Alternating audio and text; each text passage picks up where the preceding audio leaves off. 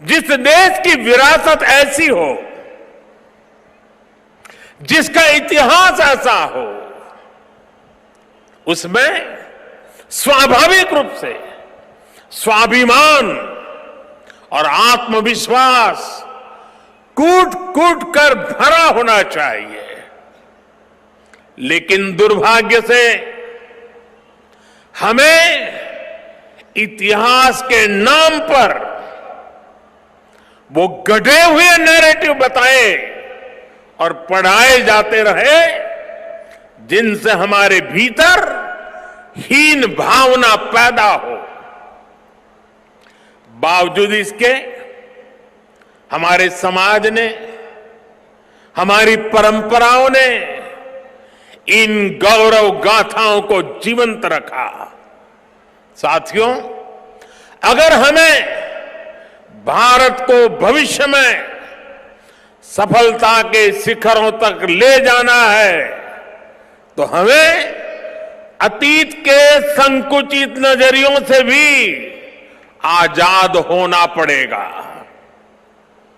इसलिए आजादी के अमृत काल में देश ने गुलामी की मानसिकता के मुक्ति का प्रण फूंका है। वीर बाल दिवस देश के उन पंच प्राणों के लिए प्राणवायु की तरह है।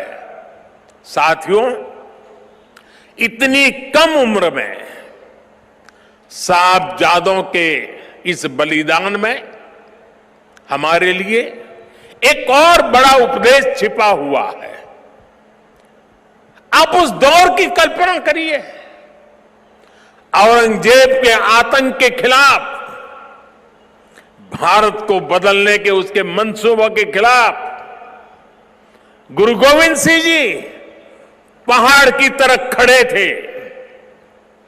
लेकिन जोरावर सिंह साहब और फतेह सिंह साहब जैसे कम उम्र के बालकों से औरंगजेब और उसकी सल्तनत की क्या दुश्मनी हो सकती थी। दो निर्दोष बालकों को दीवार में जिंदा चुनवाने जैसी दरिंदगी क्यों की गई? वो इसलिए क्योंकि औरंगजेब और उसके लोग गुरु गोविंद सिंह के बच्चों का धर्म तलवार के दम पर बदलना चाहते थे। जिस समाज में, जिस राष्ट्र में उसकी नई पीढ़ी जोर जुल्म के आगे घुटने टेक देती है, उसका आत्मविश्वास और भविष्य अपने आप मर जाता है। लेकिन भारत के वो बेटे, वो वीर बालक मौत से भी नहीं घबराए। वो दीवार में जिंदा चुन गए, लेकिन उन्होंने उन आतताई मंसूबों को हमेशा के लिए दफन कर दिया। यही किसी भी राष्ट्र के समर्थ युवा का सामर्थ्य होता है। युवा अपने साहस से समय की धारा को हमेशा के लिए मोड़ देता है।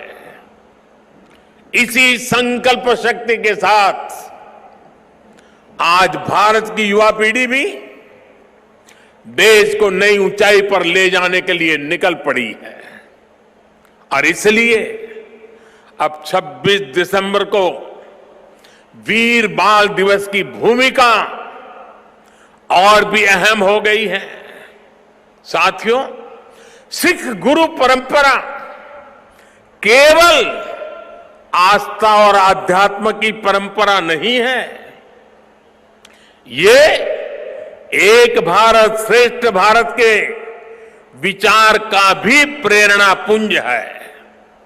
हमारे पवित्र गुरु ग्रंथ साहब से बड़ा इसका उदाहरण और क्या हो सकता है। इसमें सिख गुरुओं के साथ साथ भारत के अलग अलग कोणों से 15 संतों और 14 रचनाकारों की वाणी समाहित है। इसी तरह आप गुरु गोविंद सिंह जी की जीवन यात्रा को भी देखिए। उनका जन्म पूर्वी भारत में पटना में हुआ।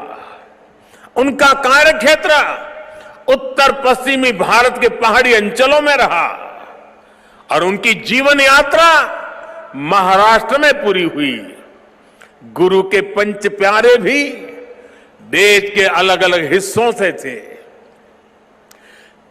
और मुझे तो गर्व है कि पहले पंच प्यारों में एक उस धरती से भी था, द्वारिका से, गुजरात से, जहां मुझे जन्म लेने का सौभाग्य मिला है। व्यक्ति से बड़ा विचार, विचार से बड़ा राष्ट्र, राष्ट्र प्रथम का यह मंत्र गुरु गोविंद सिंह जी का अटल संकल्प था। जब वो बालक थे तो ये प्रश्न आया कि राष्ट्र धर्म की रक्षा के लिए बड़ी बलिदान की जरूरत है। उन्होंने अपने पिता से कहा कि आपसे महान आज कौन है, ये बलिदान आप दीजिए। जब वो पिता बने तो उसी तत्परता से उन्होंने अपने बेटों को भी राष्ट्र धर्म के लिए बलिदान करने में संकोच नहीं किया। जब उनके बेटों का बलिदान हुआ तो उन्होंने अपनी संगत को देखकर कहा, चार मुए तो क्या हुआ, जीवत कई हजार। अर्थात मेरे चार बेटे मर गए तो क्या हुआ, संगत के कई हजार साथी, हजारों देशवासी मेरे बेटे ही है। देश प्रथम, नेशन फर्स्ट को सर्वोपरि रखने की ये परंपरा हमारे लिए बहुत बड़ी प्रेरणा है। इस परंपरा को सशक्त करने की जिम्मेदारी आज हमारे कंधों पर है। साथियों, भारत की भावी पीढ़ी कैसी होगी, ये इस बात पर भी निर्भर करता है वो किससे प्रेरणा ले रही है। भारत की भावी पीढ़ी के लिए प्रेरणा का हर स्रोत इसी धरती पर है।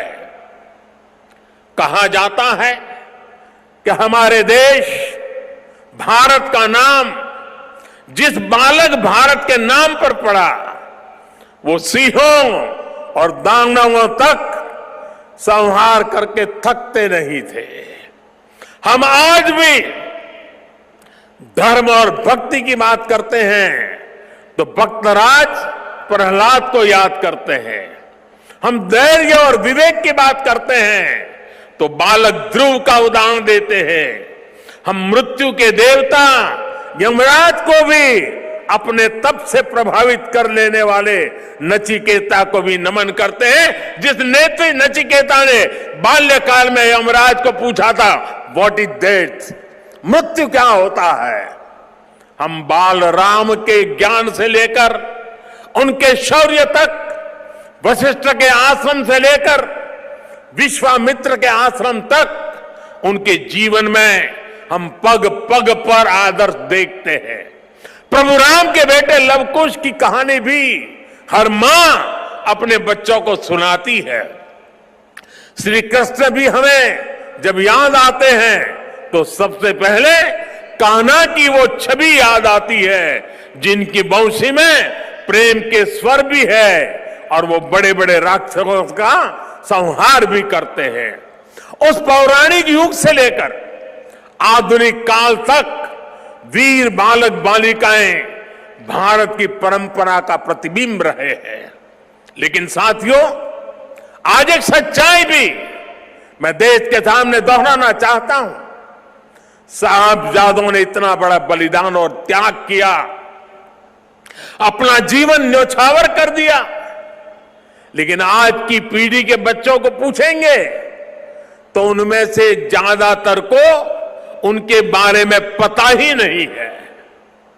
दुनिया के किसी देश में ऐसा नहीं होता है कि इतनी बड़ी शौर्य गाथा को इस तरह भुला दिया जाए।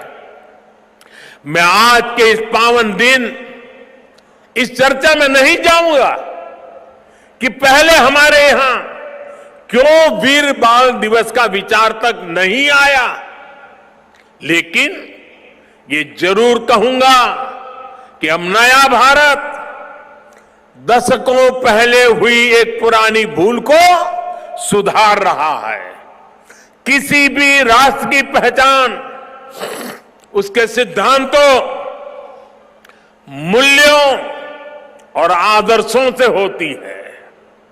हमने इतिहास में देखा है, जब किसी राष्ट्र के मूल्य बदल जाते हैं तो कुछ ही समय में उसका भविष्य भी बदल जाता है। और ये मूल्य सुरक्षित तब रहते हैं जब वर्तमान पीढ़ी के सामने अपने अतीत के आदर्श स्पष्ट होते हैं। युवा पीढ़ी को आगे बढ़ने के लिए हमेशा रोल मॉडल्स की जरूरत होती है। युवा पीढ़ी को सीखने और प्रेरणा लेने के लिए महान व्यक्तित्व वाले नायक नायिकाओं की जरूरत होती है।